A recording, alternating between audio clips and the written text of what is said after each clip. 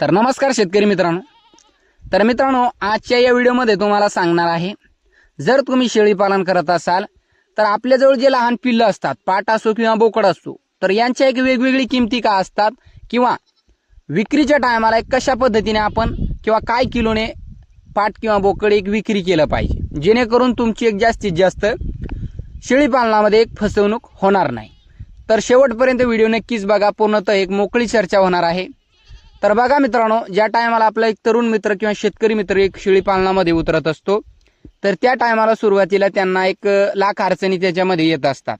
By chance त्यांची एक शेळ्या दगवतील, पिल्ले दगवतील, संडास लागेल पिल्लांना, अशा एक भरपूर अशा अडचणी त्यांना येत असतात। म्हणजे सुरुवात त्यांचं एक नॉलेज त्याच्यामध्ये कमी असतो, अनुभव कमी असतो आणि ती शेळी पालन करण्याची त्यांची इच्छा असते। तर सुरुवात तुम्हाला कधी कोणत्याही व्यवसायामध्ये अडचणी येणार म्हणजे येणारच, पण एवढ्या अडचणीचा सामना करून ज्या टायमाला आपण पिल्लू विक्री करतोय, म्हणजे सर्वसाधारण गाभण काळामध्ये आपली शेळीची चांगली काळजी आपल्याला घ्यावी लागते, जेणेकरून आपल्याला जे मिळणारे पिल्ले आहेत तर त्यांचे एक चांगल्या पद्धतीचे आपल्याला पिल्ले मिळेल, शेळीला दूध चांगलं राहील, शेळ्याच्या अंगावरती चकाकी चांगली बनून राहील।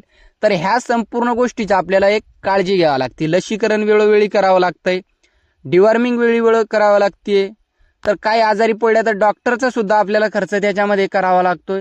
एवढ्या लाख अडचणी ना आपण सामना करत असतो आणि त्याच्यानंतर ज्या टायमाला आपल्या पिल्लाची विक्री करण्याचा टाइम येत असतो, त्या टायमाला आपली काय एक व्यापारी लोक एक फसवणूक करत असतात। तर मित्रांनो, आपली फसवणूक एक कशा पद्धतीने आपण वाचू शकतोय किंवा आपली होणार नाही, तर बघा, हा जो आपला एक बोकड आहे, तर हा एक बोकड आपलं ब्रीडर बोकड आहे। सर्वसाधारण याचं नाव काला आहे। तर मागच्या व्हिडिओमध्ये सुद्धा आपण हाच बोकड दाखवला होता, आता सुद्धा हाच बोकड दाखवतोय। तर मित्रांनो, ह्या बोकडाची एक क्वालिटी बघू शकता तुम्ही कशा पद्धतीने, आणि या बोकडाचं वजन किंवा मला जर हे बोकड विक्री करायचं असेल तर मी काय किलोनी किंवा माझं एक संपूर्ण मी एक नगावरती पिल्लू एक विक्री करत असतो। माझा एक शेळी पालनामध्ये अनुभव आहे माझा, मी खूप दिवसापासून एक काम करत असतो। तर मित्रांनो, मी नगावरती पिल्लू एक विक्री करत असतो। जशी आपली नजर पडली तर आपण सांगून देत असतो की हे पिल्लू अंदाजे काय किमतीला जाईल। तर काही तरुण मित्र किंवा शेतकरी मित्र एक शेळी पालनामध्ये उतरत असतात, त्यांना एक त्याच्यामधला नॉलेज नसतो की एक पिल्लू काय किलोने विक्री करावं किंवा काय, तर तिथे एक त्यांची एक फसवणूक होत असते। तर ज्यांचं जे एक कष्टाचं फळ आहे ते संपूर्ण कष्ट त्याच्यामध्ये करतात, पण जे कष्टाचं फळ आहे ते संपूर्ण त्यांना खायला मिळत नाही, त्याच्यामध्ये ते एक हिस्से पडत असतात। थोडंफार गेलं तर काय हरकत नाही, पण निम्माच जात असतो काही वेळेस, तर त्याच्यामध्ये ते एक आपल्याला परवडत नाही। तर आपला कष्टाचा फळ एक आपल्याला चांगल्या पद्धतीचा मिळायला पाहिजे। तर बघा, मेहनत सुद्धा आपण चांगल्या पद्धतीच्या आपल्या व्यवसायामध्ये करत असतो। तर सुरुवात म्हणजे हा बोकड जो आहे तर तो मला दाखवण्यासाठीच आपण एक बांधलेला आहे। तर एका मित्राची आपल्याला कमेंट आली, पाट किंवा बोकड एक काय किलोने विक्री केलं पाहिजे जेणेकरून आपल्याला ते एक परवडेल। तर बघा, त्या कमेंटवरती संपूर्ण हा व्हिडिओ आपण बनवतोय। तर बोकड आपण सकाळी सकाळी मोजलाय, आपला बोकड भरलाय 25 किलो, एक 250 ग्रॅम, सर्वसाधारण 25 किलो धरून चला। तर हा बोकड जर मला विक्री करण्याचं काम पडेल, सर्वसाधारण विक्री करणार नाही आपण, आपला ब्रीडर बोकड आहे, पण तुम्हाला सांगतोय आपण 25 किलो हा बोकड आहे। तर 25 किलोचा जो बोकड आहे मित्रांनो, तर जर मला एक विक्री करायचं काम पडलं तर एक काय किंमत याची मला येईल। तर सर्वसाधारण माझ्याकडे आता मटणाचा जे दर आहे तर वेगवेगळ्या भागात एक वेगवेगळी किंमत असते बरं का। माझ्याकडे सर्वसाधारण 1-2 महिन्या अगोदर किंवा 1.5 महिन्या अगोदर आपण त्या टायमाला व्हिडिओ बनवला, त्या टायमाला एक 700 रुपये किलो होता आणि आता एक 800 झालाय मित्रांनो। तर आता 800 झालाय, काही भागात वेगळ्या असतील, एक महाराष्ट्रामध्ये बुलढाणा जिल्ह्यामध्ये एक माझी एक एवढी किंमत आहे, गावागावात किंवा खेड्यात तालुक्यात एका सिटीमध्ये सुद्धा भाव वेगवेगळा असतोय। तर बघा मित्रांनो, हे बोकड विक्री जर मी केला, माझ्या इकडे भागात जर मी विक्री केलं तर एक सर्वसाधारण हा बोकड मी 25 किलोचा बोकड आहे, सर्वसाधारण एक माझा बोकड हा 450 रुपये किलोने मी विक्री करणार जर मला करण्याची एक गरज पडली तर एक अशा पद्धतीने मी एक याची किंमत काढू शकतो। किंवा याच्यामध्ये आता काही मित्र म्हणतील 450 ने तुम्हाला परवडत असते का, काही मित्राचा असं सुद्धा प्रश्न असेल की 1 ते 800 एक कटिंग करून आपल्याला विकत असतात। तर ते बघा, त्याच्यामध्ये काय त्यांची एक प्रोसेस असते मित्रांनो, संपूर्ण संपूर्ण प्रॉफिट जर आपण त्याच्यामध्ये घेत चाललो तर त्यांना काहीतरी म्हणजे त्याच्यामध्ये उरायला पाहिजे. त्यांचं जसं आपण शेळीपालन करतोय ते सुद्धा त्यांचा एक व्यवसाय करत असतात, तर त्याच्यामध्ये त्यांना एक मजुरी भाग पडला पाहिजे. त्या कारणामुळे ते त्याच्यामध्ये काम करतात, तर मजुरी त्यांना पडली पाहिजे. इतर त्यांना काही जास्त त्याच्यामध्ये वाचलं नाही पाहिजे किंवा आपली सुद्धा फसवणूक त्याच्यामध्ये जास्ती प्रमाणात झाली नाही पाहिजे आणि त्यांचं सुद्धा त्यांचं एक मजुरी पडली पाहिजे. तर असं जर आपण विक्री केला तर माझ्याकडे 100% तुम्हाला सांगितलं आपण की अशा पद्धतीने एक बोकड आपला विक्री होईल आणि 100% होणार. तर 11,300 किंवा 250 रुपये आपले ह्या बोकडाचे येईल. तर विक्री करताना ते एक त्यांचं एक वेगळी किंमत असते कटिंग करताना. तर त्याच्यामध्ये काय होत असते, याच्यामधला अर्धा पिलू कमी होत असतं मित्रांनो. सर्वसाधारण अर्धा नाही पण एक थोडंफार म्हणजे एक 7-8 किलो म्हणू शकता तुम्ही. तर याच्यामध्ये त्यांचं एक मुंडकं एक कमी किमतीत जात असतं. एक पाय, एक खुरा, एक संपूर्ण एक चामडा, त्याच्यामधलं एक वेस्टेज संपूर्ण एक काढून कुडून एक जे प्युअर मटण असतंय ते एक त्यांचं प्रमाणात एक सर्वसाधारण एक 800 रुपये किलोने विक्री करत असतात. तर त्यांना ते काही जास्त त्याच्यामध्ये परवडत नाही, त्यांचा एक मजुरीचा भाग त्याच्यामध्ये परवडत असतो.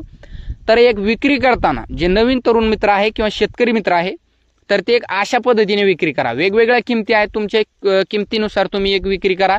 आणि कधी कमी होत असतं कधी जास्त. तुम्हाला सांगितलं आपण 11,000 एक 250-300, तर कधी कधी मला 12,000 सुद्धा एक असे येत असतात. व्यापारी लोकांना आपण जर पिलू विक्री नाही केला, जे एक सर्वसाधारण कोणी एक मित्र असतील, कोणी एक गावाखेड्यातले माणसं असतील तर ते एक अंदाजा लावत असतात, किलोवरची ते पिलू घेत नसतात. तिथे सुद्धा आपला एक कधी वेळेस फायदा होत असतो.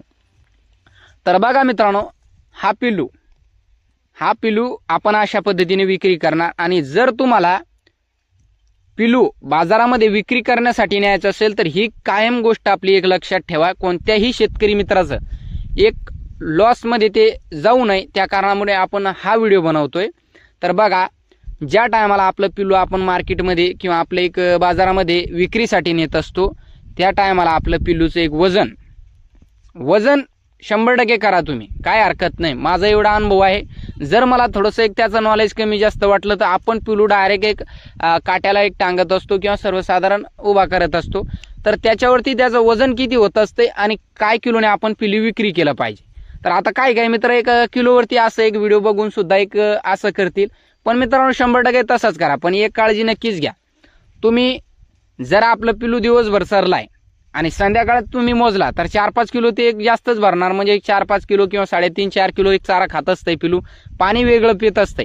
तर एवढं वजन तुम्हाला जास्त मिळेल आणि तुम्हाला वाटेल की बाबा भरपूर भरलाय आपलं पिलून एवढ्याला मागतंय. तर पिलू आपण जर मोजलाय तुमच्या समोर जो आपला काला आहे तर हा पण उपाशी पोटी पिलू मोजत असतो. कायम उपाशी पोटी पिल्लू आपला कधीही मोजला पाहिजे, जेणेकरून त्यांचं एक वजन करेक्ट आपलं एक भरत असतो आणि त्याच्यावरून आपली एक आपण किंमत चांगल्या पद्धतीने त्यांची एक काढू शकतो.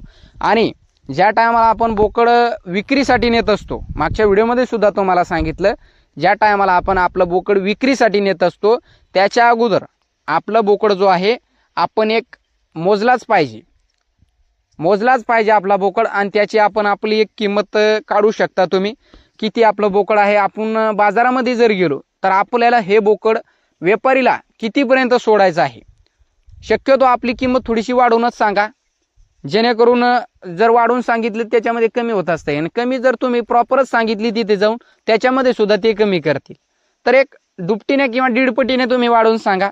तर मित्रांनो, ही काळजी नक्कीच घ्या, जेणेकरून तुमची एक फसवणूक त्याच्यामध्ये होणार नाही. शेळीपालन आपण करतोय, खूप कष्टाचा व्यवसाय आहे, खूप अडचणी याच्यामध्ये येत असतात.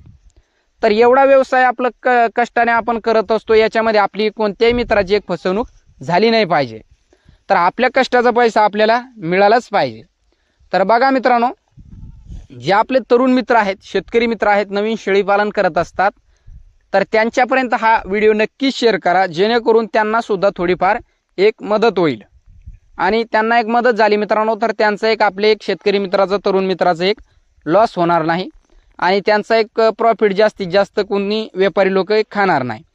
तर एक आपल्या मित्रापर्यंत हा व्हिडिओ नक्कीच शेअर करा. आणि तुमच्या तालुक्यात किंवा तुमच्या एक गावात काय किलोने किंवा काय किलोप्रमाणे एक मटण विक्री होत असते तर कमेंट करून एक नक्कीच कळवा. तर मित्रांनो भेटूया एक अशाच व्हिडिओसोबत. व्हिडिओ पाहिल्याबद्दल मनापासून धन्यवाद.